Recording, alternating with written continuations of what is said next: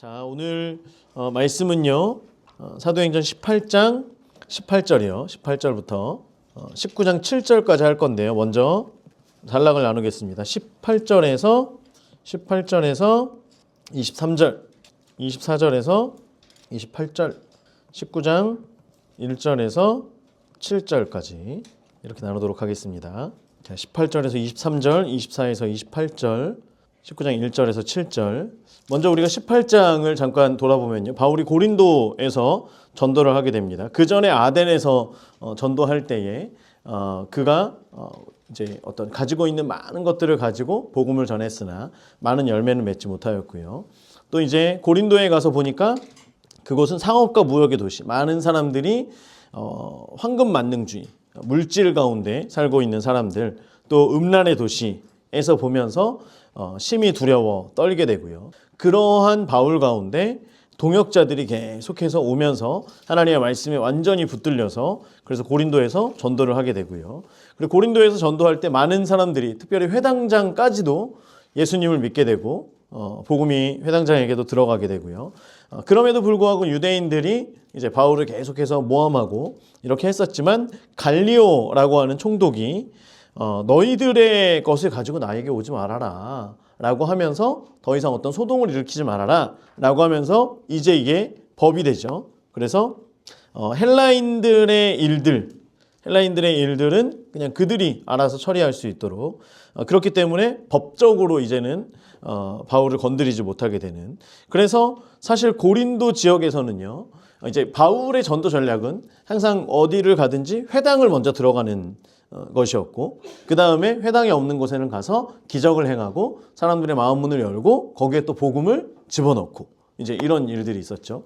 또 바울의 전도 전략을 보면 핍박을 당해서 쫓겨나야 될 때는 또 빠르게 이동을 합니다.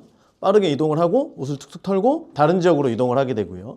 그곳에서 성령의 인도하심을 따라서 그곳에서 복음을 더 전할 수 있게 되는 상황이 되면 그곳에 머물러서 복음을 오랫동안 전하게 됩니다. 그래서 고린도에서 보면 오랜 시간을 머물게 돼요. 이제 그렇게 되고 그리고 나서 고린도에서 실질적인 어떤 사도 바울의 2차 전도 여행이 마무리되게 됩니다. 사도 바울의 2차 전도가 고린도에서 갱그레아는 잠깐 이제 들리는 거고요.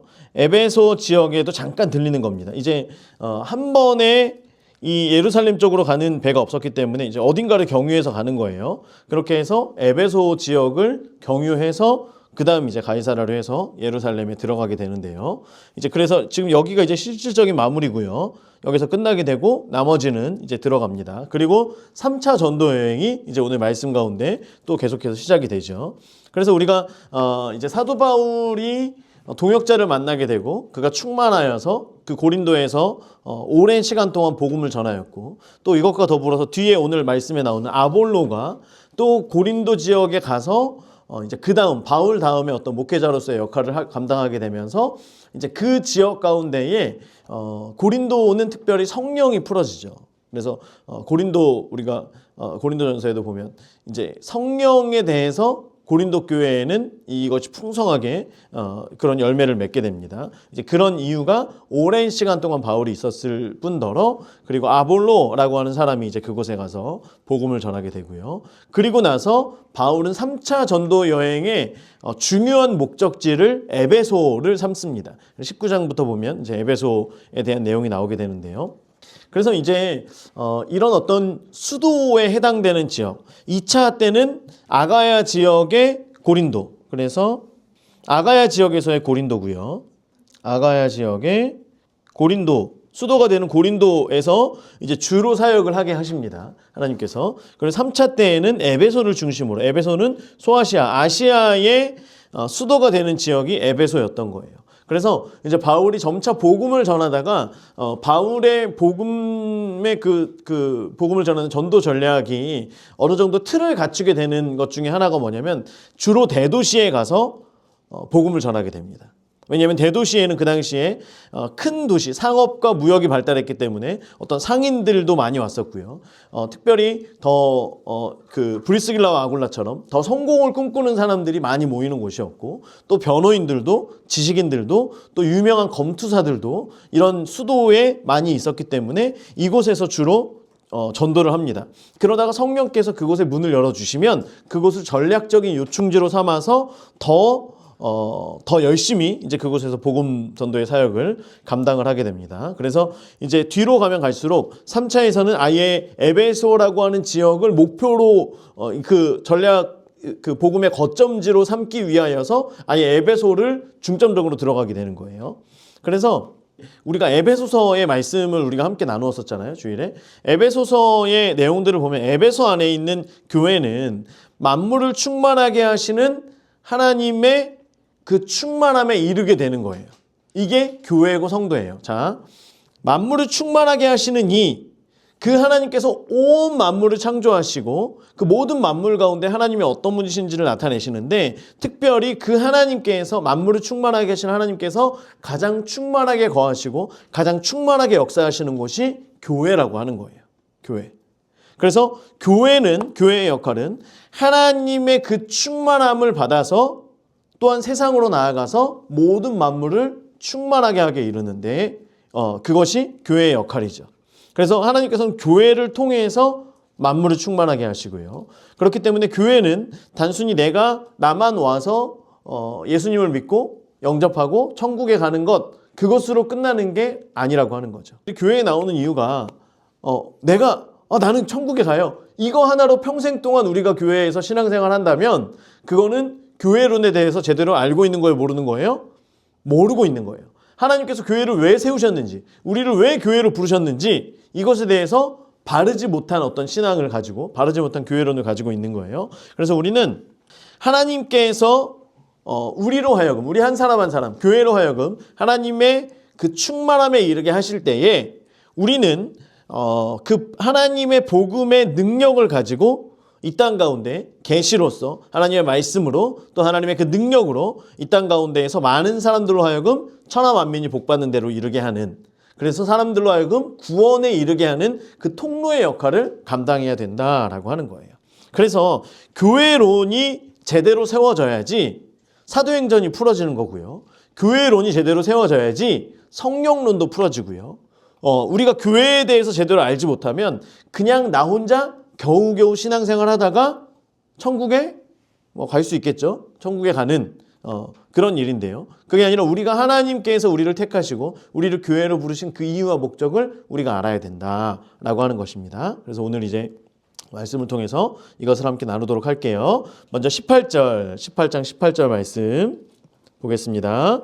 바울은 더 여러 날 머물다가, 노란색, 더 여러 날 머물다가, 여기서 여러 날이라고 하는 거는 수와 양, 수적으로나 양적으로 충만하다, 충분하다, 많다라고 하는 거예요. 그러니까 바울이 더 여러 날 머물렀다라고 하는 건 충분하게, 고린도 지역에 바울이 충분하게 여유롭게 오랫동안, 그리고 질적으로도 바울이 충분히 복음을, 성경을 전할 수 있는 만큼, 또 전도할 수 있는 만큼 오랜 시간 동안 머물렀다. 자, 이 기간이 1년 6개월입니다. 옆에 써주세요. 1년 6개월. 그래서 이곳에서는 아까 갈리오 총독 때문에 핍박이 없어서 여기에서는 1년 6개월을 머물면서 성령을 계속해서 전합니다. 형제들과 작별하고 배 타고 수리아로 떠나가 있어요. 파란색 수리아는요, 여러분 수리아 안디옥을 얘기하는 겁니다. 자, 안디옥이요. 비시디아 안디옥이 있고요. 수리아 안디옥이 있어요. 수리아 안디옥. 그래서 수리아에 있는 안디옥을 수리아 안디옥이라 부르죠. 여기를 이제 우리가 거점으로 삼았죠. 이방인의 전도의 거점으로 삼고 이제 이곳을 가기 위해서 가는 거예요. 그래서 아까 여기서 보면 결국엔 목적지가 수리아 안디옥이에요. 그래서 수리아로 떠나갈세라고 하는 건 이 수리아를 목적지로 삼고 떠나갔다라고 하는 거예요. 브리스길라와 아굴라, 녹색. 브리스길라와 아굴라도 함께 가죠. 자, 브리스길라와 아굴라는 전에 말씀드린 것처럼 이들은 돈을 벌기 위해서 지금 고린도에 있었죠. 그런데 지금 이들이 바울을 만나고 진짜 복음을 받아들이고 나서는 이들이 말씀을 전하고 말씀 중심으로 하나님께서 성령님께서 인도하시는 대로 이들의 걸음을 걸어가게 됩니다. 그래서 돈의 가치로 살아가던 사람이 복음으로 충만하게 되어서 이제 그 복음 전하는 자로 나아가게 되죠. 브리스길라와 아굴라도 함께 하더라. 바울이 일찍이 서원이 있었으므로, 노란색 서원이 있었으므로, 그래서 어디로 가요? 겐그레아라고 하는 곳으로 갑니다. 겐그레아로 가서 뭐예요? 머리를 깎았더라. 자, 여러분, 나시린 들어봤죠? 나시린은 평생 나시린이 있어요. 누가 있어요? 우리가 잘 알고 있는 삼손이 있죠. 삼손은 평생 나시린이에요. 날 때부터 머리 삭도를 대지 않고, 그리고 술을 입에 대지 않고, 그리고 시체를 가까이, 부정한 곳에 가까이 하지 않고, 이제 그랬죠. 그래서 사도 바울 같은 경우에도 무언가 서원을 한 거예요. 서원. 그럼 어떤 서원을 했을까? 많은 학자들이 얘기하기를 아마도 2차 전도 여행을 시작하면서 그때 서원을 하지 않았나. 그리고 지금은 2차 전도 여행이 이제는 끝났기 때문에 이제는 그 서원의 기간이 끝난 거예요. 그러면 이때 바울은 머리를 깎지 않았겠죠. 머리를 깎지 않습니다. 자, 나시린이 머리를 깎지 않는다라고 하는 건 내가 누구의 권위 아래에 있다는 거예요? 하나님의 권위 아래에 있습니다. 그렇죠? 여자들은 이제 머리에 히잡을 쓰던지 이제 흰 천을 머리에다가 덮으면서, 그렇죠? 나는 남편 아래에 있습니다. 그리고 우리가 하나님 안에 있습니다. 천주교도 지금 이제 이걸 쓰죠. 그래서 남자가 머리를 자르지 않는다라고 하는 건 이 사람은 지금 나시린의 기간을 보내고 있구나. 그래서 하나님의 권위 아래, 하나님의 인도하심과 통치 아래에 있습니다. 우리도 있죠. 그죠? 미니는 하나님의 권세 아래에 있습니다. 네, 나시린의 기간을 오랫동안 지금 하고 있는데요. 할렐루야. 우리 미니를 계속 응원하시기 바래요. 자, 그래서 포도주와 독주를 먹지 않는다라고 하는 건 내가 거룩한 것, 구별된 것, 그래서 참된 것을 따라가겠습니다. 그리고 내가 올바른 맑은 정신으로 하나님을 바라보겠습니다. 술이 들어오고 나면 정신이 혼미해지잖아요. 그러니까 독주를 마시지 않으므로 내가 온전히 하나님을 따르겠습니다. 시체에 가까이 하지 않겠습니다. 라고 하는 건 이게 단순히 어떤 율법 안에서의 부정함의 의미도 있지만 전도서에서도 보면 잔치에는 안 가더라도 초상집에는 가라 그래요. 왜냐하면 인생의 결국이 이와 같다라고 하는 거. 그래서 그곳에 가서 지혜를 얻으라라고 이야기하고 있고요. 그래서 이제 최고의 경조사라고 하긴 그런데 어쨌든 꼭 가야 할 경조사는 이제 장례식장, 초상집에는 가는 거예요. 그런데 나시린은 초상집에조차도 가지 않아요. 사람이라면, 그리고 이제 믿는 성도라면 반드시 가야 할 초상집에조차도 가지 않아요. 그래서 전적으로 나는 하나님께만 집중하겠습니다. 라고 하는 기간이에요. 그래서 유대인들이 이제 초상집에 따로 가지 못하는 이유가 있다라고 한다면 이거예요. 나시린의 그 규례를 하고 있기 때문에, 그 기간을 보내고 있기 때문에. 그래서 이제는 이것이 맞춰졌고 머리를 자르기 위해서 갱그레아로 가게 됩니다. 자, 19절. 에베소에 갑니다. 자, 에베소 파란색이죠? 장소. 에베소에 와서 그들이 누굴까요? 같이 간 브리스길라와 아굴라죠. 옆에다 브리스길라와 아굴라 적어주세요. 자, 에베소에는 아까 왜 갔는지 말씀드렸죠. 에베소에는 경유하기 위해서 갔어요. 그런데 이제 우리가 미국에 갈 때에도 보면 일본을 경유할 때가 있고요. 샌프란시스코를 경유할 때가 있고요. 또 다른 데는 잘 모르겠습니다. 어쨌든 어딘가를 갈 때 경유하는 곳이 이제 지역이 다르죠. 싱가포르는 직접 경유하나? 아무튼 그래서 가는 곳마다 경유하는 지역이 달라요. 그러면 이제 여기에서도 배마다 달랐겠죠. 뭐 고향이 어디 다른 곳이면 다른 데로 갔었겠죠. 그런데 에베소를 경유하는 배를 타고 가는 거예요. 기왕 경유하는 김에 에베소를 경유해서 가는 거예요. 왜냐하면 에베소는 아시아의 수도였기 때문에 본인이 고린도에서 이런 역할을 한 것처럼, 여기서 이렇게 복음을 전한 것처럼 에베소에 한번 가서 뭔가 이 1차로 정탐을 하는 거죠. 그렇죠? 이 지역이 어떠한지, 지금 어떻게 이곳에 이 유대인들이 지금 어떻게 복음을 듣고 있는지, 어떤 이런 것들, 교회가 어떻게 또 세워가고 있는지 이런 것들을 보고 3차 때 이곳을 그 복음의 전초기지로 삼고자 지금 에베소로 먼저 한번 간 거예요. 그리고 나서 거기에 브리스길라와 아굴라, 동역자들을 거기에 머물게 합니다. 그곳에서 복음을 전하게 하고요. 이제 그곳에서 계속 교회를 세워갈 수 있도록 그렇게 하고, 자기는 어떻게 해요?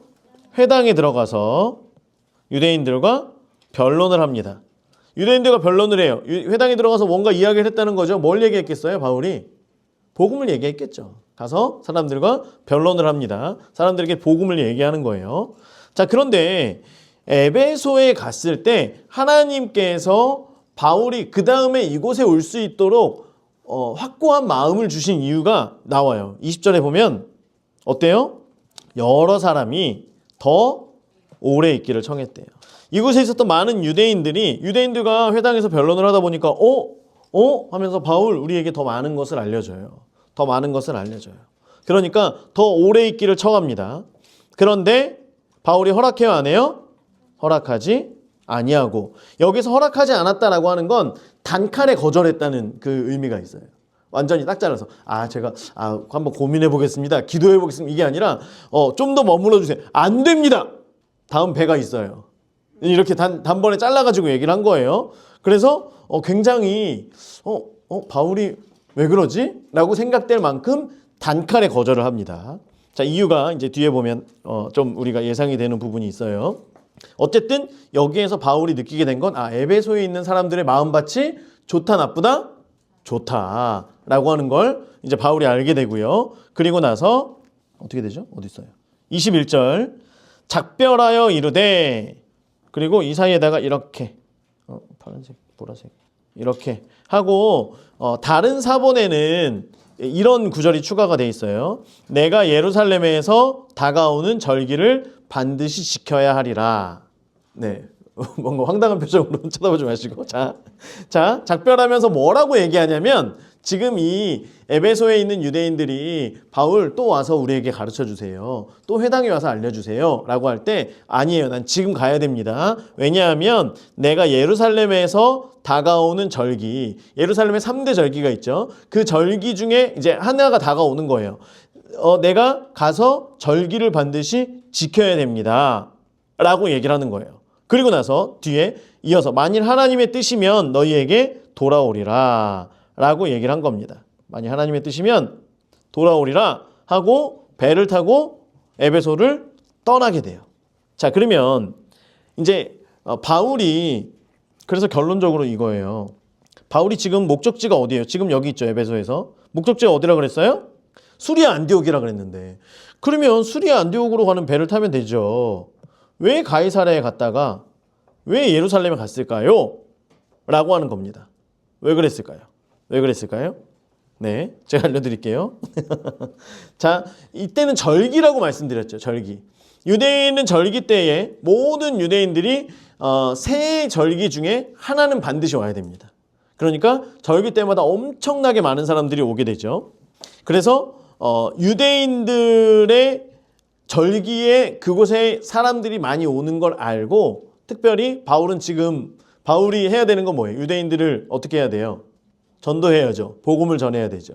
유대인들을 향해서, 이방인의 사도로 불렸지만 유대인들을 향한 그 마음은 엄청났잖아요, 바울이. 그래서 이때에 가서 내가 전도를 해야 되겠다라고 하는 것이 하나. 자, 그리고 두 번째는요, 서원의 완성을 위해서요. 서원이 지금 머리를 잘라서 끝나는 게 아니라 서원의 마지막에 뭘 해야 되냐면, 예루살렘 성전에 가서 제물을 드려야 되는 거예요. 머리를 자르고 예루살렘 성전에 가서 제물을 드리면 그때의 서원이 비로소 맞춰지게 되는 거예요. 그래서 학자들이 여러 가지 이유에 대해서도 이야기를 하고 있습니다만, 이제 저는 딱 이게 가장 중요한 두 가지인 것 같아요. 유대인들을 전도하기 위해서 절기에 모이는 많은 사람들, 그리고 두 번째, 어쨌든 자신이 결국엔 예루살렘에 가야 돼요. 그런데 거기서 더 머물다가 가도 되는데 왜 지금 갔느냐? 절기가 오기 때문에. 그리고 다른 사본에 내가 절기를 반드시 지켜야 된다라고 그렇게 적혀 있습니다. 자, 그래서 에베소를 떠나서 어디로 가요? 가이사랴에 도착을 해요. 가이사랴에 상륙하여서, 파란색, 가이사랴에 상륙하여 올라가. 자, 여러분, 올라간다라고 하는, 이제 성경에서 올라간다라고 하는 표현은 예루살렘에 간다는 거예요. 그렇죠? 우리가 서울 갈 때 뭐라 그래요? 올라간다 그러죠. 여러분, 의정부에 사는 사람들은 서울 갈 때 뭐라 그래요? 내려간다 그럴까요? 올라간다고 합니다. 강원도 저 북쪽 고성에서는요, 서울에 올라가요. 서울은 다 올라가는 겁니다. 물론 예루살렘 성전이 높은 지대에 있었기 때문에 올라간다라고 하는 표현도 쓰지만 하나님 여호와의 성전은 올라가는 거예요. 내가 여호와의 전에 올라가. 무조건 올라가는 겁니다. 그래서 웬만하면 올라간다. 내가 가서 보세요. 지금 보면 어디예요? 가이사랴에 상륙하여 올라가라고 그냥 나왔죠. 이거는 예루살렘에 올라갔다는 거예요. 이해가 되세요? 지금 어디 갔다고 안 나왔잖아요. 그런데 지도에도 보면 그냥 예루살렘이라고 나와 있죠. 무조건 예루살렘에 올라간 겁니다. 무조건 간 거예요. 그래서 이런 표현을 쓴다라고 하는 거 우리가 알면 되고요. 교회의 안부를 물은 후에 가서 교회의 안부를 묻고 다시 어디로 갔다 그래요? 안디옥으로. 이제 안디옥으로 원래 가려던 안디옥에 내려가서 얼마 있다가 여기서의 얼마는 아까 여러 날과는 좀 다른 말입니다. 잠깐 있었던 거예요. 정말 잠깐 있었던 거야. 얼마 있다가 떠납니다. 이제 3차 전도 여행이 시작되는 거예요. 자, 그래서 여기다가 이렇게 갈라주세요. 그래서 여기다가 옆에다 적어 3차 전도 여행의 시작. 3차 전도 여행 시작. 이렇게 적어주시면 돼요. 3차 전도 여행을 시작합니다. 바울은 진짜 쉼 없이 달려가는 것 같아요. 바울의 인생은 정말 복음을 향해서 그 열정을 가지고 정말 쉼 없이 달려가는 것 같습니다. 자, 이렇게 해서 떠납니다. 그러면서 가장 먼저 간 곳이 어디냐? 갈라디아와 부르기아. 파란색. 갈라디아와 부르기아. 갈라디아와 부르기아 땅이라고 하는 건 여기 보세요. 부르기아와 갈라디아. 그러니까 안디옥에서 이 북쪽 지역을 돌아서 이렇게 갔다는 거예요. 자, 다른 지도. 뿅. 자, 보세요. 너무 헷갈리죠? 자, 갈라디아, 부르기아. 여기가 에베소고요. 그래서 안디옥에서 출발해서 이쪽 지역을 돌아서 이렇게 간 거예요. 그러면 왜 이 지역을 돌아서 갔느냐? 우리가 사도행전 15장에서 여러분 기억하실 겁니다. 예루살렘 회의에서 예루살렘에서 왔다라고 구라를 치고, 그렇죠? 거짓말을 하고서 사람들에게 너희가 예수를 믿음과 동시에 뭘 받아야 된다? 할례를 받아야 된다. 이렇게 얘기를 하면서 구라를 쳤죠. 그래가지고 예루살렘 회의에서 공식적으로 결론이 났죠. 그래서 할례는 받지 않아도 된다. 그렇죠? 그래서 바울이 그전에도 복음을 전하면서 이렇게 가면서 얘기를 했었지만 그 교회들을 한 번 더 돌아봐야 되는 거예요. 왜냐하면 너무 많은 거짓말쟁이들이 막 퍼져가지고 교회를 지금 막 흔들고 있는 상황이기 때문에 바울이 가면서도 그냥 가지 않고 이제 부르기아와 갈라디아 지역입니다. 그냥 요쪽 있는 지역들을 이제 다 해가지고 거쳐갔다라고 하는 거예요. 자, 가면서 뭐 했어요?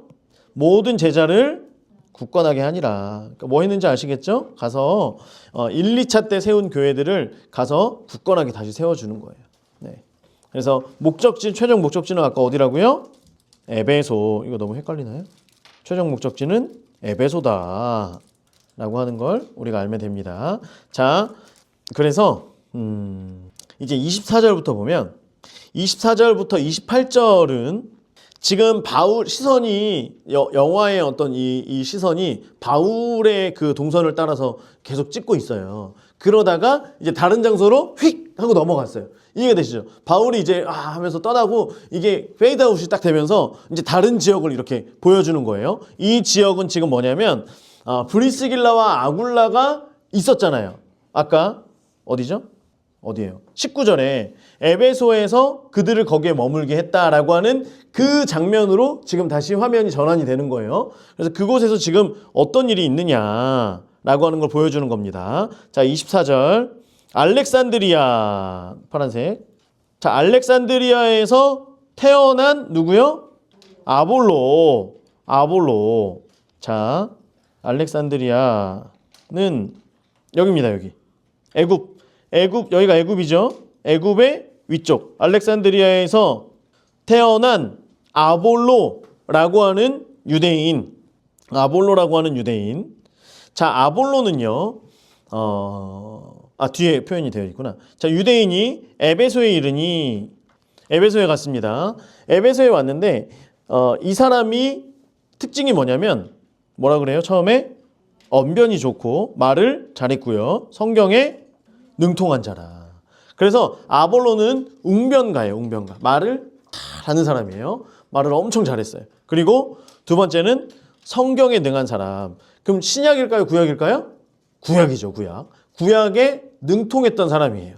성경에 능한 사람. 그래서 아볼로 옆에다가 웅변가 더하기 웅변가 글씨가 왜 이러죠? 더하기 성경 박사. 뭐가 이상하다. 원래 되게 잘 쓰는데요. 이게 항상 쓰면 이렇게 나오네요. 자, 웅변가 성경 박사. 아무도 뭐 잘 듣지도 않으시고. 자, 그래서 바울이 지금 에베소에 가는 중에 갈라디아와 부르기아 땅을 이렇게 돌고 있는 중에 브리스길라와 아굴라에게 일어난 일은 지금 아볼로라고 하는 사람을 만나게 되는 거예요. 자, 25절. 그가 일찍이 주의 도, 이제 빨간색으로 할게요. 주의 도를 배워, 열심으로 노란색. 자, 열심으로 뭘 가르칩니까? 예수에 관한 것을 자세히 말하며 가르치나, 노란색으로 요한의 세례만 알 따름이라. 자, 아볼로라고 하는 사람이 그가 일찍이 주의 도를 배웠대요. 복음을 들은 거죠. 복음을 듣고, 주의 도는 예수 그리스도의 도잖아요. 그렇죠? 예수님에 대해서 듣고 열심으로, 여기서 열심으로라고 하는 표현은 뭐냐면 영에 불이 붙다라고 하는 표현이래요. 영에 불이 붙다. 그래서 열정으로 충만한 사람, 열정으로 가득 찬 사람이에요. 이게 나중에 다른 어떤 표현으로 갈 때 성령에 충만하다라고 하는 표현도 있지만 지금 여기에서는 그냥 이의 열심, 열정이 가득하다, 충만하다라고 거기까지만 이제 해석을 해야 됩니다. 그래서 예수에 관한 것을 자세히 말하며 가르치나. 그래서 아까 언변이 좋고 성경에 능해서 자세히 말하고 그리고 가르치는 거예요. 성경에 대해서 이야기하는 거죠. 예수가 어떤 분이신지, 성경에서 예수 그리스도에 대해서, 메시아에 대해서 어떻게 이야기하고 있는지 이런 것들을 쭉 사람들을 향하여서 다 얘기하는 거예요. 그런데 문제가 뭐냐면 요한의 세례만 알고 있다라고 하는 거예요. 즉 무슨 세례를 모른 거예요? 성령 세례를 몰랐다는 거죠. 성령 세례는 뭐가 이상하다. 성령 세례는 X 말고 모름 이렇게 써주세요. 모름. 성령 세례는 몰랐다라고 하는 거예요. 그래서 여러분 아볼로 같은 경우에는 교사임과 동시에 사도의 역할을 합니다. 그래서 아볼로는 사도적인 교사인 거예요. 우리가 그러면 이제 감이 오시죠? 이 사람이 어떤 사람이었고 어떤 사역들을 했는지 우리가 대충 그려볼 수 있죠. 그러니까 이제 우리가 오중직임에 대해서 알면 굉장히 좋습니다. 여러분 MBTI에 대해서 알면 뭔가 이렇게 그 어떤 사람의 성향이라든지 딱 들으면 뭔가 이렇게 감이 잡히는 것처럼 어떤 판단이 아니라 감이 잡히잖아요. 그런 것처럼 오중직임에 대해서 알면 이 사람의 사역은 이러했겠구나 라고 하는 걸 우리가 좀 알 수 있어요. 그래서 예수에 관해 자세히 말하여 가르치나 요한의 세례만 알았다라고 하는 거죠. 그래서 성령 세례는 받지 못했고요. 그랬기 때문에 성령 세례를 알려줄 수도 없었겠죠, 당연히. 그래서 요한의 세례만 알고 있었다라고 하는 것, 말씀은 잘 알고 있지만 성령에 대해서 몰랐어요. 그렇기 때문에 브리스길라 아굴라가 볼 때도 무언가가 부족해요. 무언가가 부족해. 그런데 많은 사람들은, 우리가 많은 교회, 많은 성도들은 이게 굳이 없어도 괜찮은 것처럼 보여요. 그리고 그렇게 사는 사람들도 있어요, 없어요? 성령 세례 받지 않고 사는 성도들이 있어요, 없어요? 그런 교회들도 있어요, 없어요? 있어요. 그런데 여러분 성령 세례가 없다라고 하는 건 어떻게 보면 정말 조금 부족한 것 같지만 우리가 차로 따지면 엔진이 빠져버린 거예요. 차에 모든 게 다 있어요. 모든 게 다 갖춰져 있어요. 그런데 엔진이 없어요. 그러면 차가 힘을 얻고 굴러갈 수 있어요, 없어요? 없다라고 하는 거예요. 차는 차지만 하지만 그 제대로 된 역할은 하지 못한다라고 하는 거예요. 자, 일단 볼게요. 26절. 그가 회당에서 담대히 말하기 시작하거늘 브리스길라와 아굴라가 듣고, 노란색, 듣고 데려다가 하나님의 도를 더 정확하게 풀어 이르더라. 자, 듣고 데려다가 라고 하는 건 지금 회당에서 아굴라도 어떻게 보면 지금 그냥 모습만 볼 때에는, 지금 회당에서 전하는 모습만 볼 때엔 바울과 다를 바가 없었겠죠. 거의 비슷했을 거예요. 바울이 회당에 가서 복음 전하는 것처럼 아굴라도 그 열심을 가지고 지금 가서 예수는 그리스도다, 예수가 메시아다 라고 하는 걸 계속해서 전했겠죠. 그런데 가서 얘기했지만 브리스길라와 아굴라가 볼 때는 뭔가가 빠진 것 같은 거예요. 그래서 사람들이 있는 곳에서 그렇게 얘기하지 않고 데리고 가는 거예요. 조용히 데리고 가는 거예요. 그래서 하나님의 도를 더 정확하게 풀어 이르렀다는 건 무엇을 얘기했다는 거예요? 성령에 대해서 얘기했다는 거예요. 성령에 대해서 얘기하게 됩니다. 자, 그래서 그러면 이제 아볼라가 언제 성령을 받았느냐? 이때 받은 걸로 보는 거예요.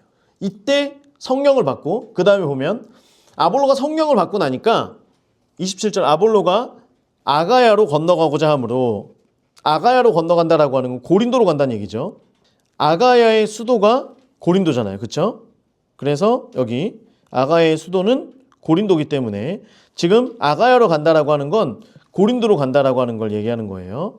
그래서 아가야로 건너가고자 하므로 형제들이 그를 격려하며 제자들에게 편지를 써요. 그곳에 있는 제자들에게 편지를 써 영접하라 하였더니 그가 가매 은혜로 말미암아 믿는 자들에게 많은 유익을 주니. 이제 고린도 지역에 이미 믿고 제자들이 된 사람들이 있잖아요. 이때는 다 제자들이라고 얘기했죠. 제자들이 된 그들에게 지금 편지를 쓴 거예요. 편지를 써서 아볼로를 영접해라 라고 하니까 아볼로가 그곳에 갑니다. 거기에 가니까 은혜로 말미암아 믿는 자들에게 많은 유익을 줘요. 성령께서 성령 받은 아볼로가 많은 유익을 주게 됩니다. 그래서 아볼로는 고린도 교회의 2대 목사가 돼요. 고린도 교회 2대 목사. 그래서 나중에 바울이 아볼로에 대해서 어떻게 얘기하냐면 고린도전서 3장 6절에서 8절인데요. 같이 읽습니다. 시작. 나는 심었고 아볼로는 물을 주었으되 오직 하나님께서 자라나게 하셨나니 그런즉 심는 이나 물 주는 이는 아무것도 아니로되 오직 자라게 하시는 이는 하나님뿐이니라. 심는 이와 물 주는 이는 한 가지이나 각각 자기가 일한 대로 자기의 상을 받으리라. 아멘. 이제 좀 이게 이해가 되죠. 그러면 바울은 심었어요. 그곳에 심었어요. 그리고 아볼로는 물을 주었어요. 아볼로가 가서 계속해서 가르치고 더 많이 성령에 대해서 이야기하고. 그래서 고린도 교회가 성령으로 더 충만하고 성령의 은사들이 나타나는 데 있어서는 바울이 그곳에서 1년 6개월 동안 있었던 것 때문도 맞아요. 하지만 본격적으로 그 성령의 역사와 성령의 열매들이 풀어지게 된 건 말씀으로 가득 차 있던 아볼로가 성령을 받게 되고 그 아볼로로부터 가르침을 받은 고린도 교회가 성령의 은사가 그곳에 풀어졌다라고 하는 것으로 해석하는 것이 더 유력하다라고 하는 거죠. 그래서 심는 자, 물을 주는 자, 하지만 자라나게 하는 건 누가 하신다라고 하는 거예요. 하나님께서 하신다라고 하는 거죠. 그러니까 성령이 없이는 이것이 된다 안 된다? 안 된다라고 하는 거예요. 자, 아볼로가 가서 그곳에 이제 목사가 되고요. 그리고 나서 28절 이는 성경으로서 예수는 그리스도라고 증언하여 공중 앞에서 힘있게 유대인의 말을 이기미러라. 여기를 다 빨간색을 긁게요. 이는 성경으로서 예수 그리스도라고 증언하고 공중 앞에서 힘있게 유대인의 말을 이기미러라. 아볼로는 말씀에 충만한 사람이었어요. 말씀에 충만한 사람. 그 말씀에 충만했던 사람이 성령에 충만하게 되었을 때에 유대인들의 말을 이기는 사람이 됩니다. 아볼로를 표현할 때 유대인들이 어떤 말로 공격을 해도 그것을 이겨내는 사람이었다라고 하는 거예요. 그래서 세례 요한은 회개의 세례를 전파합니다. 회개하고 세례를 받아라. 그리고 예수를 받아들여야 된다라고 하는 거예요. 내 뒤에 오시는 이는 불과 성령으로 세례를 줄 것이다 라고 하면서 사람들로 하여금 나는 화살표라는 거예요. 화살표. 내 모든 것은 예수 그리스도를 향하고 있다. 너희들이 결국에는 나를 떠나서 예수 그리스도께로 가야 된다. 그는 흥하여야 되고 나는 쇠하여야 하리라. 이게 세례 요한의 말이었잖아요. 그렇기 때문에 예수 그리스도께서 이제 그렇게 하고 브리스길라와 아굴라도 이 세례 요한의 세례에 대해서 알고 있었겠죠. 그래서 이게 어떤 일이었는지, 당신이 지금 알고 있는 이 세례가 어디까지인지, 당신이 지금 예수 그리스도에 대해서 알고 있는 게 어디까지인지, 그런데 예수님께서 죽으시고 부활하신 것까지, 하늘로 올라가셨다라고 하는 것까지 아볼로가 알았겠죠. 그런데 그 이후에 예수님께서 제자들에게 예루살렘을 떠나지 말고 아버지가 약속한 성령을 기다리라 라고 말씀한 것은 아볼로가 몰랐던 거예요. 몰랐던 거죠. 그러니까 그래서 왜냐하면 예수님께서 제자들로 향하여서 성령을 기다리고 성령을 받으라고 하는 건 성령이 있어야지만 천하 만민이 복받는 대로 이르게 하는 그 말씀이 이루어진다라고 하는 거예요. 성령이 임할 때에, 말씀만이 아니라 성령이 임할 때에. 그래서 우리가 많은 분들이 말씀이 전부냐? 맞아요. 말씀이 전부예요. 여러분, 기독교는 계시의 종교라고 늘 말씀드리잖아요. 기독교는 말씀의 종교예요. 계시의 종교예요. 맞아요. 그런데 이 말씀이 진짜 우리 가운데 믿어지게 되고, 말씀을 믿어지게 하고, 우리가 말씀 가운데 순종할 수 있도록 하고, 말씀을 증거하려고 하면 반드시 뭐가 있어야 된다는 거예요? 성령이 있어야만 된다라고 하는 거예요. 그래서 말씀과 성령은 반드시 함께 가야만 된다라고 하는 것입니다. 그래서 에베소 지역을 말씀으로만 뒤집을 수는 없어요. 에베소 지역을. 그래서 아볼로의 사역, 아볼로는 먼저 말씀으로 충만한 사람이었고요. 거기에 성령의 충만한 바돼요. 성령 세례를 받았을 때 그가 유대인들의 말을 힘있게 이길 수 있는 그런 용사로 하나님 앞에 쓰임받게 됩니다. 그래서 우리가 말씀 가운데 성령이 부어지기를, 말씀 가운데 성령이 풀어지기를 늘 주님 앞에 기도해야 될 줄 믿습니다. 그래서 말씀을 우리가 먼저 채워야 된다고 하는 거예요. 자, 성령 사역, 말씀 사역, 성령 사역. 자, 말씀 사역에 대해서는 사람들이 어떤 부딪힘이 없어요. 무슨 말이냐면 반대로 성령 사역에 대해서는 어떤 사람들은 부딪힘이 있어요. 왜냐하면 자 보세요. 말씀이 완전히 말씀으로 충만해진 아볼로와 같은 사람이 성령이 그 위에 부어져요. 그러면 그 아볼로 같은 사람은 문제가 있을까요? 없을까요? 없죠. 왜? 말씀이라고 하는 반석 위에 성령께서 기름 부으셨기 때문에. 자, 그런데 말씀은 없어요. 성령으로만 충만해. 성령으로만 뜨거워. 그러면 이 사람은 성령으로 충만하지만 그 성령이 충만할 때에 이것을 올바르게 행할 수 있는 어떤 기준이라든지 이 말씀이 바탕이 되지 않으면 이 사람은 성령의 충만함 때문에 자칫하면 사람들로부터 오해를 받을 수도 있고요. 잘못된 어떤 그 성령의 능력이라고 하면서 성경과는 맞지 않는, 성경에서 이야기하고 있지도 않고 전혀 다른 어떤 것들, 성경으로 해석될 수 없는 것들을 자꾸만 더 바라게 되고 이런 일들이 있을 수 있다고 하는 거예요. 그런 사람들이 있었기 때문에 우리가 성령 사역이라고 하면 좀 조심해야 되는 거 아니야? 이런 생각을 먼저 갖게 되는 이유가 말씀이 없던 사람들이 성령을만 받았기 때문이에요. 그런데 우리가 때로는 그럴 수 있죠. 교회 나온 지 얼마 안 됐는데 성령으로 충만한 분들이 있을 수 있어요. 그렇죠? 그러면 어떻게 해야 돼요? 말씀을 계속 가르쳐야죠. 말씀을 가르치고 말씀을 채워야 됩니다. 그래서 우리가 어떤 우리의 성격, 아까 MBTI 말씀드렸지만 내가 나는 외향성이라서 나는 그 어떤 그것만, 나는 T라서, 아니면 나는 F라서, 나는 감정적인 것만, 이게 아니에요. 감정적인 게 많은 사람들은 T의 부분을 조금 훈련할 필요가 있고요. T의 영역이 많은 사람들은 감정적인 부분을 이해하고 또 공감해 줄 줄 아는 그런 것도 훈련을 해야 되는 거예요. 마찬가지죠. 우리가 나의 부르심은 어떤 것입니다 라고 하면서 그것만 가지고 가는 게 아니라 우리가 성령께서 우리를 부르신 그 부르심을 먼저 훈련하고 그리고 다음에 다른 부르심들도 훈련받아서 우리가 그 모든 것들을 감당할 수 있는 성도가 되는 것처럼 성령, 말씀, 이것을 반드시 이 두 트랙이 함께 가야 되는 거예요. 이것이 균형이 이루어질 때에 우리는 하나님께서 우리에게 맡겨주신 그 부르심의 사명을 능히 감당하고도 남을 수 있는 아볼로와 같은 사람이 되어질 수 있다라고 하는 거죠. 자, 그래서 19장 이제 보면 이제 다시 화면의 시점이 또 옮겨집니다. 그리고 아볼로를 진짜 하나님의 용사로 만든 사람은 성도였다는 거예요. 브리스길라와 아굴라. 굉장히 놀랍죠. 고린도 교회의 2대 목사를 세우는 데에 있어서 가장 큰 역할을 한 사람은 브리스길라와 아굴라였다는 거예요. 성도, 일반 성도였다라고 하는 거죠. 그래서 우리가 어떤 많은 여러 가지 이런 사역들, 그리고 이제 뒤에도 보면 성령의 어떤 전이, 성령의 임파테이션이나 이런 것들도 우리가 너무 어떤 그 목회자의 것으로만, 그렇죠? 기도를 받으려고 그러면 목사님한테만 가서 줄 서야 되는 것 같은 어떤 이런 것들이 우리의 생각 가운데 깨져야 된다라고 하는 거예요. 모두 가운데 풀어지고 모두가 함께 예언을 통해서 하나님의 어떤 사역들을 감당하고 이런 일들이 풀어져야 된다는 거죠. 자, 19장 봅니다. 아볼로 녹색 고린도에 있을 때 지금 아볼로가 원래는 에베소에서 있다가 고린도로 넘어갔죠. 이해가 되셨죠? 자, 그런데 지금 이때 바울은 지금 어디를 향해서 오고 있어요? 에베소를 향해서 오고 있는 거예요. 바울이 고린도에 있을 때, 아볼로가 고린도에 있을 때 바울은 윗지방으로 다녔다는 건 아까 갈라디아와 부르기아 지역을 이제 다닌 거예요. 그리고 에베소에 이제 와서 어떤 제자들을 만납니다. 노란색. 이르되 너희가 믿을 때 성령을 받았느냐? 되게 불편한 질문이죠. 여러분에게. 여러분이 믿으십니까? 아멘. 그럼 여러분이 언제 성령을 받았나요?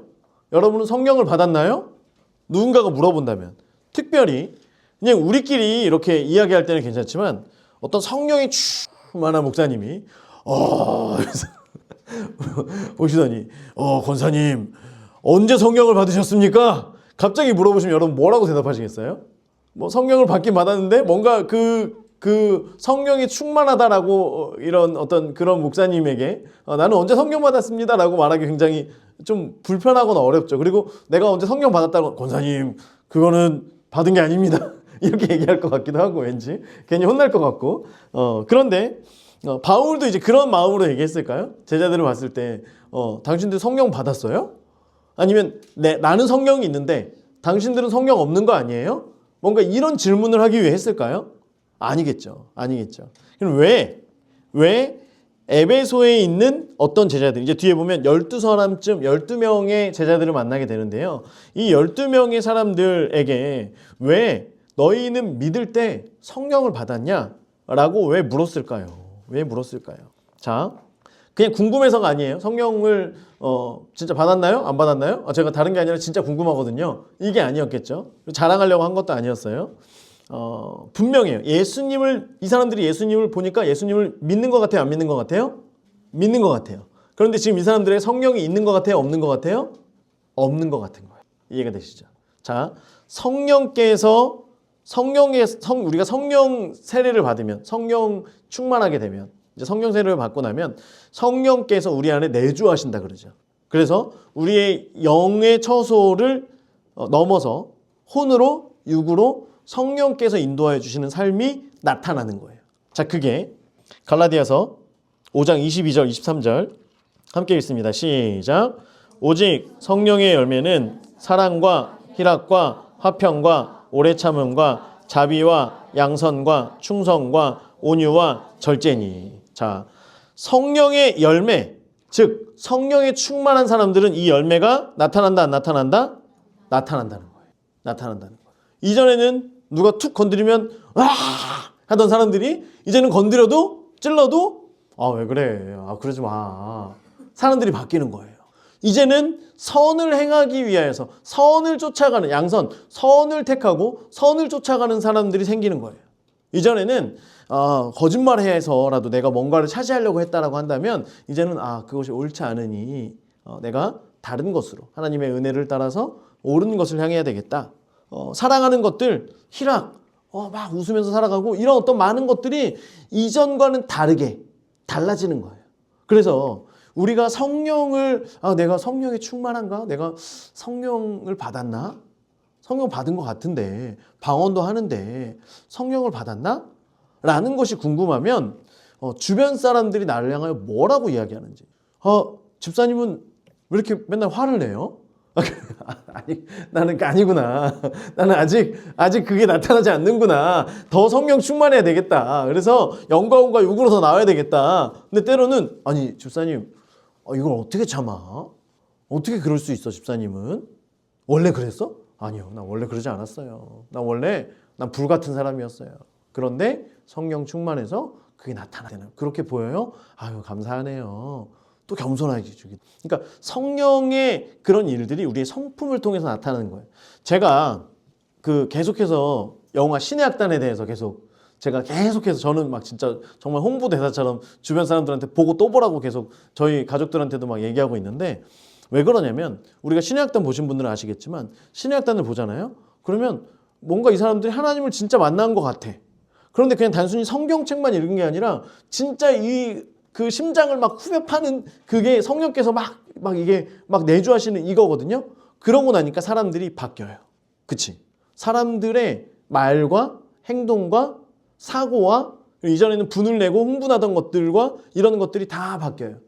심지어 그전에는 질서와 상관없이 서로 이렇게 충성하지 않던 그 부하가 이제는 그 질서에 복종하고 충성하게 돼요.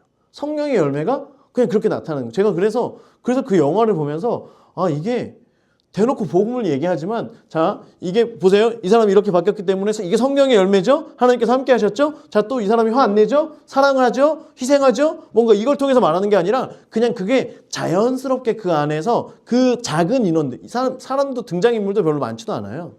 그 얼마 안 되는 그 인원들 가운데 이런 것들이 복합적으로 막 나타나고 보여지는 거예요. 그래서 진짜 하나님을 만나면 사람들이 이렇게 바뀌는 게 맞지라고 하는 거에 대해서 충분히 저는 동의할 만한. 제가 나중에 감독님한테 이걸 물어봐야 되겠어요. 그 성령의 성품을 이 안에서 풀어내기 위해 노력하셨나요? 그 감독님이 아빠 거에다가 좋아요 눌렀잖아. 그죠?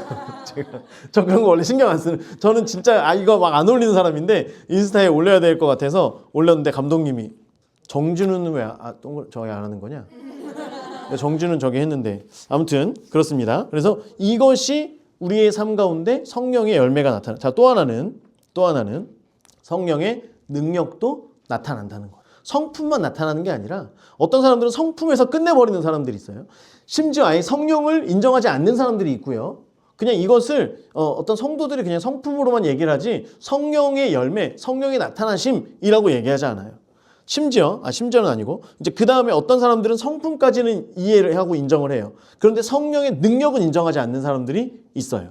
그래서 방언이나 예언이나 병고침이나 축사 사역이나 어떤 이런 것들에 대해서 많은 사람들이 이야기하지 않는다는 거예요. 영분별하는 거, 능력 행하는 거 이런 거에 대해서 사람들이 이야기하지 않는 경우들이 많이 있다라고 하는 거예요. 이건 지금 안 봐도 되는구나. 네, 그래서 우리가 성령의 임하심, 저 사람이 성령에 충만한 사람인가, 성령 세례를 받았는가? 첫 번째는 그 사람의 성품, 성령의 열매, 성령의 나타나심. 두 번째, 성령의 능력이 그 가운데 있는가? 그 교회 가운데 있는가? 그 공동체 가운데 성령의 능력을 이야기하는가? 안 하는가? 우리가 이것을 많은 사람들이 내가 알고 있고 내가 경험한 것까지만 이야기하는 게 사실 대부분이에요. 왜냐하면 오늘 말씀에 보면 아볼로도 그랬죠. 성령에 대해서 몰랐기 때문에 그 안에서 이게 계속해서 샘솟아요. 예수는 그리스도다. 예수가 나를 위해 십자가에 죽으셨다. 여기까지는 계속해서 얘기하지만 그 다음에 성령에 대해서는 한마디도 하지 못하죠. 그런 아볼로가 나중에 성령에 충만해서 고린도로 갔을 때 고린도 교회의 성도들이 성령의 열매가 나타나는, 성령의 능력들이 나타나는, 성령의 은사들이 나타나는 교회로 세워지게 되는 데는 아볼로가 얼마나 그 이후에 성령에 충만한 사람이었는가를 우리는 알 수 있는 거죠. 자, 그래서 바울이 그래서 물어보는 거예요. 교재에 보니까 뭔가 이상해. 분명히 예수 그리스도에 대해서 알고 있고 죽음과 부활에 대해서도 알고 있는데 성령을 모르네? 성령의 열매가 없네? 이런 게 보이는 거예요. 자, 그래서 물어봅니다. 그러니까 사람들이 뭐라 그래요? 뭐라고 대답해요? 아니라 경상도 사람이었죠. 아니라 그렇죠? 경상도 사람이었어요. 지금 이 제자들이 저는 경상도 사람이라고 확신합니다. 자, 우리는 이단되나요? 이렇게. 자, 성령이 계심도 듣지 못하였노라. 무슨 소리야? 아니라 우리는 한 번도 듣지 못했다. 사람들한테 얘기를 하는 거예요. 사람들이 아니라 저기 누구야? 바울에게 지금 경상도에 너무 집중해가지고 그렇죠? 나는 성령에 대해서 들은 적도 없습니다. 본 적도 없습니다. 무슨 얘기입니까? 그게 무슨 말입니까 도대체? 바울이 이르되 그러면 너희가 무슨 세례를 받았느냐? 대답하되 뭐라 그래요? 요한의 세례니라. 자, 그러면 이 사람들이 지금 여기 있는 이 사람들이 요한의 제자였을까요? 아니었죠. 어떻게 알았죠? 아닌데 다른 학자들은 요한의 제자였다라고 얘기하는 사람들이 있는데 왜 아니라 그럼 뭐죠? 어떻게 알았어요? 나 되게 굉장히 약간 함정 약간 이런 거 있었는데 요한의 제자에게 세례를 받은 게 아니라 그러니까 이제 만약에 저의 제자면 저의 제자가 저한테 세례를 받으면 그 제자가 또 가르치거나 세례를 받으면 요한의 제자가 되는 거죠. 이해하시죠? 자, 이제 그런 건데 이게 아니었을 거다라고 하는 거예요. 왜냐하면 만약에 이들이 진짜 요한의 제자였다라고 한다면, 진짜로 요한의 제자였다면 예수 그리스도와 성령에 대해서 알았을 거다라고 하는 거죠. 그렇죠? 이해가 되시죠? 그런데 지금 이들은 몰라요. 그걸 몰라요. 그러면 이들은 누구의 제자였을까? 요한의 세례니라라고 하는 건 그냥 아볼로의 제자였다라고 하는 거예요. 아볼로의 제자. 그래서 성령에 대해서 듣기 전에, 아볼로가 성령에 대해서 듣기 전에 오랜 시간 동안 아볼로의 제자로 살아왔던 사람들이라고 하는 거예요. 그래서 아볼로는 자기가 받은 세례까지만 이들에게 전하고 브리스길라 아굴라를 만나서 성령 받고 나서는 바로 넘어가죠. 고린도로 넘어가게 됩니다. 그렇기 때문에 지금 이 제자들은 이것에 대해서 제대로 지금 모르는 상태인 거예요. 그냥 아볼로가 자기에게 가르쳐줬던 그것만 지금 알고 있는 상황이다라고 하는 거죠. 그래서 우리가 중요한 게 누구의 제자가 되느냐가 굉장히 중요합니다. 굉장히 중요해요. 우리가 어디에서 무엇을 공부하느냐. 우리는 모두 다 예수 그리스도의 제자가 되어야 되는 줄 믿습니다. 우린 모두 다 성경에서 말하고 있는 제자가 되어야 되는 줄 믿습니다. 그런데 많은 사람들이 이것을 분명히 성경에서는 이 모든 것들을 계속해서 이야기하고 있는데 성령이 나타나심과 능력에 대해서도 이야기하고 있는데 이런 것들에 대해서 그냥 감춰놓고 그냥 다 숨겨놓고 꾹꾹 눌러놓고 아니야. 성경이라고 그렇게 이해할 필요 없어. 성경이라고 있는 그대로 받아들일 필요 없어. 지금 이 시대에 맞게 해석해야 돼 라고 하면서 이 안에서 재해석을 해서 누군가의 제자로 만들려고 하는 그런 목회자 또는 그런 가르침에 대해서 우리가 주의해야 된다라고 하는 거예요. 우리가 지금 누구의 제자로 살아가고 있는가? 성경에서 말하고 있는 그대로 여러분들이 그대로 제자가 되어가고 있는가? 아니면 이 안에서 추려서 전하는 사람이 제자를 만들려고 하는 사람이 그 사람의 것만, 그 사람이 가르치려고 하는 것만 그것을 받는 가운데 있는가? 여러분들이 지금 배우는 성경 가운데 숨겨져 있는 것이 하나라도 있다라고 한다면 그러면 여러분은 성경에서 말하고 있는 제자가 아니라 누군가의 제자, 장 땡땡이의 제자가 되고 있는 거죠. 그런데 그게 아니라 여러분들이 성경에서 말하고 있는 것을 그대로 보니까 맞네.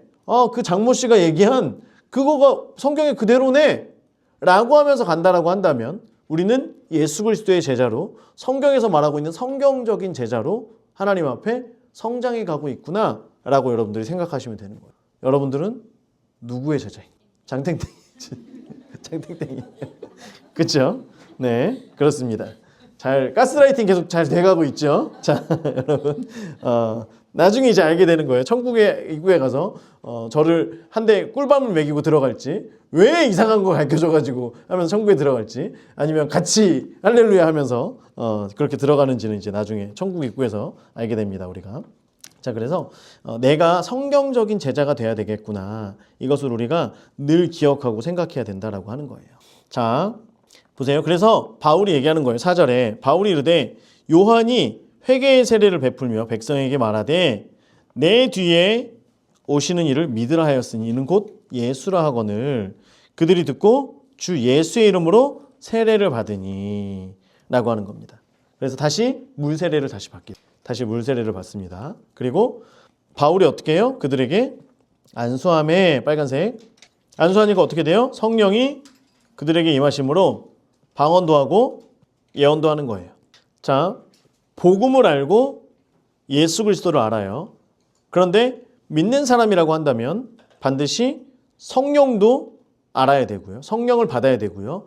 은사도 받아야 된다라고 하는 거예요. 자, 지금 이들이 예수 그리스도를 알고 복음을 알았어요. 거기에 더 나아가서 바울로 인하여서 바울을 통하여서 임파테이션, 바울의 안수를 받고 그들이 성령을 받는 거죠. 그래서 이제 성령 받은 사람이 우리가 많이 이제 그런 경험 많이 있잖아요. 어렸을 때나 뭐 이렇게 중고등부 수련회를 가거나 성령 받은 사람이 있으면 옆에 가서 나 빨리 기도해 달라고 이렇게 하는 경우가 있죠. 그렇죠? 그런데 이게 그냥 우리끼리 농담으로 하는 게 아니라 성경적인 거예요. 성경적인 거. 성령 받은 사람은 그에게 있는 그 성령을 전이시켜 줍니다. 그래서 로마서 1장 11절에 보면 바울이 내가 너희 보기를 간절히 원하는 것은 어떤 신령한 은사를 너희에게 어떻게 한대요? 나누어 주어 너희를 견고하게 하려 함이니. 그냥 단순히 나 이거 있는데 너도 가질래? 이게 아니라 성령의 은사를 너희에게 내가 가지고 있는 은사를 나누어 주어서 너희를 견고하게 하나님 앞에 견고하게 세우게 하는 데에 내가 성령 세례를 줘야 되겠다. 성령 세례를 직접 준다는 게 아니라 성령 세례를 전이시켜야 되겠다. 나에게 있는 그 성령을 이렇게 전이해야 된다. 임파테이션, 전이한다, 전수한다 라고 하는 거죠. 그래서 사도행전 8장에 사마리아의 빌립 전도자가 전도하고 나서 베드로와 요한이 그곳에 가서 안수함에 그들이 성령을 받은지라. 그래서 우리가 안수할 때 성령 받은 사람이 안수할 때 그에게 있는 성령이 그들에게 전이가 되어지는 거예요. 그래서 여러분들이 성령에 충만할 때 누군가가 떠오르는 사람들이 있다라고 한다면 그들에게 가서 그들에게 안수해 주세요. 나에게 있는 성령을 이들에게 그렇게 임파테이션 해달라고 기도하면서 안수해 주세요. 그래서 많은 성령 사역을 하는 그 곳에서는 그런 임파테이션 받는 기도를 계속 받습니다. 안수 기도를 계속 받아요. 그래서 성령의 충만, 성령의 전이가 이루어질 수 있도록 하게 하는 거예요. 그래서 반드시 성령은 물론 그렇게만 성령이 임하는 건 아닙니다. 그런데 바울이 이 제자들에게 성령의 임파테이션, 성령의 전이를 했을 때, 안수를 했을 때 성령이 그들에게 동시에 임하는 거예요. 그러니까 이게 임파테이션으로 보는 거예요. 그래서 그들이 동시에 방언도 하고 예언도 하는 그 성령의 능력들이 저들 가운데 나타나게 되었다라고 하는 거죠. 그래서 우리가 먼저는 말씀으로 충만하기를 바라고요. 두 번째로 성령으로 충만할 수 있게 되기를 간절히 소망합니다. 이 말씀과 성령을 꼭 같이 붙들고 가세요. 말씀만 붙들지 마시고요. 성령만 붙들지 마시고 말씀이라고 하는 반석 위에 성령의 기름 부으심을 계속 구해서 성령의 충만함을 계속 구함으로 말미암아 우리가 이 땅을 살아갈 때 특별히 우리가 부르심의 사명을 감당할 때에 성령의 능력으로 그 일들을 행해야지만 그래야지만 에베소 지역이 변하는 거고요. 그래야지만 지금 이 시대 이 땅이 변하게 되어지는 줄 믿습니다. 여러분 성령의 능력, 성령의 나타나심이 점점 지금 많은 교회들이 이제는 나이스해졌어요. 너무 뭔가 이렇게 고상해졌어요. 그래서 성령께서 막 임하시고 뭔가 성령의 능력들이 나타나거나 방언을 하거나 통변을 하거나 그것이 또 예언적인 걸로 나타나거나 이렇게 하면 사람들이 굉장히 불편해하는 그런 어떤 기독교적인 문화가 굉장히 많아졌습니다. 그러다 보니까 문제가 뭐냐면 그런 가운데에서 성령의 폭발적인 어떤 그 복음 전파의 일들이나 교회들이 더 강건하게 세워지는 일들이 점점 사라지고 있다라고 하는 거예요. 오히려 성령에 대해서 계속 구하고 계속 이야기하는 사람들이 더 점점 핍박을 당하고 있고요. 그렇지 않은 교회들이 수적으로는 부흥하는 것으로 보여지는 그런 시대를 우리가 또한 살아가고 있다라고 하는 거죠. 우리는 무엇을 택하겠습니까? 성령의 능력으로 세상에서 인정받지 못할지라도 성령의 능력을 가지고 복음 전도의 사명, 우리의 부르심의 사명, 천하만민이 복받는 대로 오게 하는 그 사명 가운데 힘있게 달려갈 건가요? 아니면 교회론이건 뭐건 성령이건 뭐건 나는 나 혼자 잘 믿다가 천국 가면 됩니다. 구제하고 전도하다가 천국 가면 되죠. 그렇게 천국 가실 건가요? 여러분의 선택에 달려있어요. 장땡땡이 밑에서 계속해서 이렇게 들을 건지 아니면 어디 유명한 그런 어디 좋은 교회 거기 가서 배울 건지 이건 여러분들이 기도해 보시고 결정하지 마시고 그냥 계속 따라오시면 기도해 보시고 결정하라 그랬는데 목사님 전 진짜 응답 받았어요. 그러면 안 되고 우리가 성령을 더 사모함으로 말씀과 성령이 우리 가운데 충만하게 임하기를 아볼로와 같이 오늘 또 말씀에 있는 이 제자들과 같아야 되지 않겠어요? 성령을 모르는 이 시대에 성령을 또한 전할 수 있는 바울과 같은 그런 삶을 우리가 살아야 되지 않겠습니까? 그래서 하나님의 일들이 이 땅 가운데 저 여러분을 통하여서 펼쳐져 나갈 수 있게 되기를 주의 이름으로 축원합니다. 기도할게요. 하나님 감사합니다. 성령의 나타나심, 말씀 위에 성령의 일하심이 있게 하시고 그 성령 세례를 통하여서 우리가 많은 사람들이 복받는 대로 돌아오게 하는 그 부르심의 사명을 능히 감당할 수 있도록 우리 가운데 성령으로 충만케 하여 주시옵소서.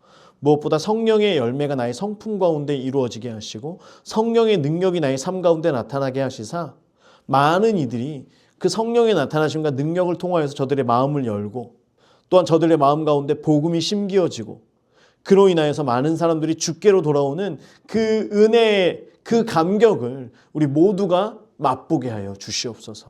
우리 가운데 더 충만하게 임하여 주시옵소서. 감사드리며 예수님의 이름으로 기도드립니다. 아멘.